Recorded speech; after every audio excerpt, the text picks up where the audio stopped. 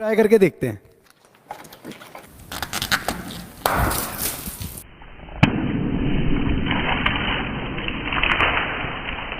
लो, फैल गया रायता। पर अगर हम थोड़ी सी फिजिक्स समझ लें और उसको दोबारा ट्राई करें तो अगर मैं आपसे कहूं कि इस वीडियो को देखते समय आप एक समुंदर में डूबे हुए हैं, और बल्कि डूबे हुए नहीं, समुंदर की तली में टाइटैनिक की तरह बैठे हुए हैं, तो क्या आप मेरी बात पे विश्वास करेंगे?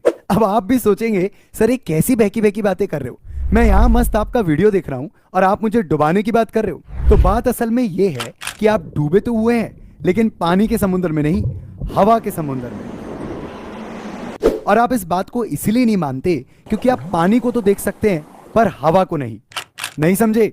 आइए समझते हैं। जब हवा बहती है तो हम उसको महसूस कर पाते हैं, पर इसका मतलब ये नहीं कि अगर हवा बह नहीं रही तो वो है नहीं। हमारी धरती के ऊपर हवा की कई सारी लेयर्स हैं जिसको हम एटमॉस्फेयर कहते हैं। अगर ये आप हैं और ये धरती का सरफेस है तो हवा की लेयर्स कुछ इस तरीके की दिखती होंगी।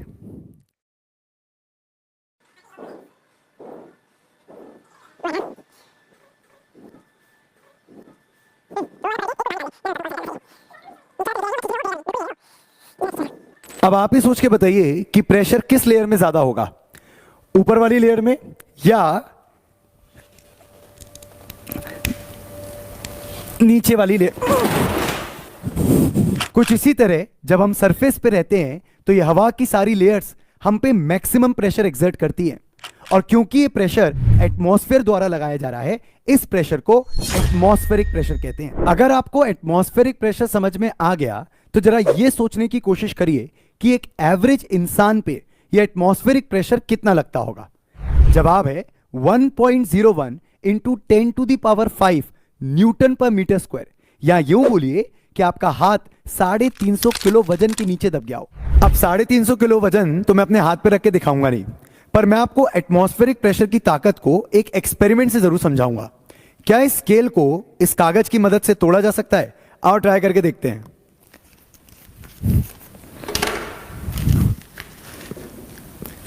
रेडी?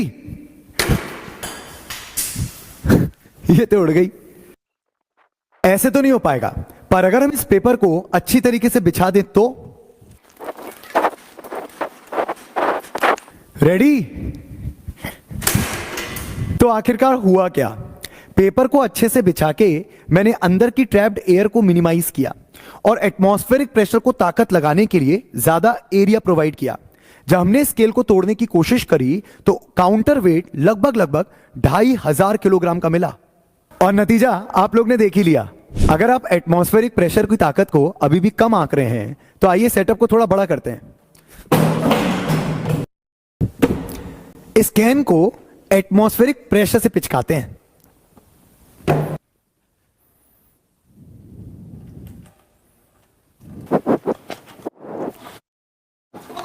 माचिस रेडी?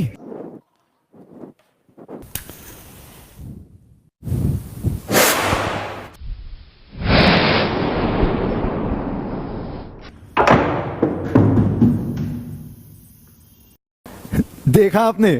वीडियो में आगे बढ़ने से पहले एक इंपॉर्टेंट बात, एज अ फिजिक्स एजुकेटर मेरे पास बहुत सारे बच्चों की रिक्वेस्ट आती है कि सर कुछ टिप्स एंड ट्रिक्स बता दीजिए, कुछ फॉर्मूले रटा दीजिए। सच बताऊं तो रटी हुई चीज रात भर में भूल जाएंगे, पर समझी हुई चीज चाहकर भी नहीं भूल पाएंगे।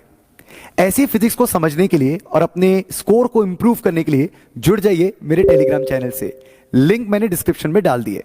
चलिए वीडियो में आगे बढ़ते हैं। अब आप लोग भी सोच रहे होंगे, जब ये एटमॉस्फेरिक प्रेशर इतना ताकतवर है तो ये हमको पिचका क्यों नहीं देता?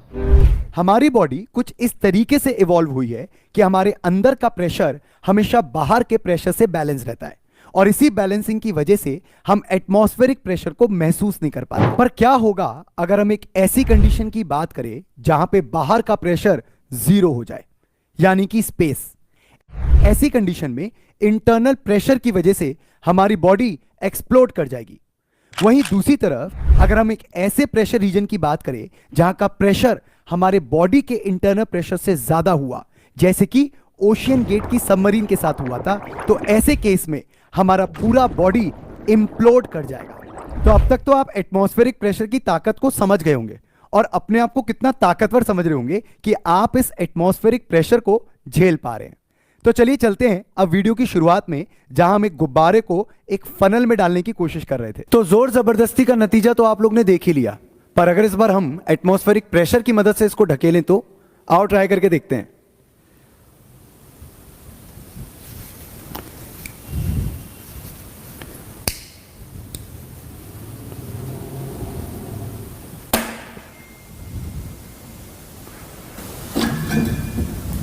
अब आप लोगों को लग रहा होगा कि जलते हुए नैपकिन ने अंदर की ऑक्सीजन खत्म कर दी, जिस वजह से बलून अंदर की तरफ सकिन हो गया। पर रियलिटी में जलते हुए नैपकिन ने अंदर की हवा गर्म करी और उसको ऊपर की तरफ ढकेला, जिससे लो प्रेशर रीजन क्रिएट हुआ। और जैसे हमने बलून को बाहर से रखा तो अगल बगल के पूरे एनवायरमेंट ने एटमॉस्फेरिक प्रेशर की ताकत से इसको अंदर की तरफ ढकेला और बलून अंदर चला गया। ऐसे ही इंटरेस्टिंग और एक्सपेरिमेंटल तरीके से फिजिक्स को समझने के लिए जुड़े रहिए चैनल से। Thank you so much.